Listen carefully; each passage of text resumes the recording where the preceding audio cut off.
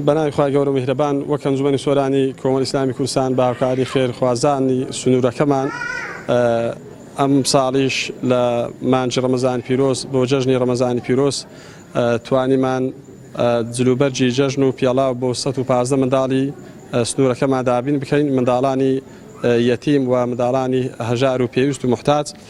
ئەمە لێرە دووبارە و سێبارە دەستخۆشی لەو خێرمەداناکەین لەو خێرخوازانەکەین کە بەردەوامن لەگەڵمان، هاوکارمان ئەکەن بە جلوبەرێک بە پارە بە ئازوقا.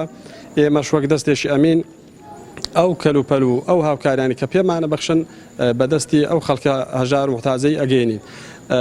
ئێستانەکە بەتایبەت لەگەڵ نەهاتنی موچە و ئەو قەیرانێک لە دوایەکانێک کە هەنە لە هەرێمەکەمان خەڵک زیاتر پێداویستی بە ئازوقا بە جلوبەرێک بە خواردن بە هەموو شتێکە. بۆیە ئەمە یعنی زۆر خۆمان بخۆشحاڵە زانین کە توانیمانە ئەمڕۆ بۆ 115 منداڵ جلوبەرگ و پیاڵاو وەک دیاری جێژنانە دابین بکەین و ناوێکی زۆرمان لیستێکی زۆرمان لەلایە. بۆیە ئەگەر خێرومەندان و خێرخوازان هاوکاریمان کەن ئێمە بەردەوام ئەبین لەسەر بەڕێوەبردنی پرۆژەکەمان و دەوڵەمەندکردن و گەیاندنی هاوکاریەکان بە خەڵکی فەقیر و هەژار و کەم دەرامەت.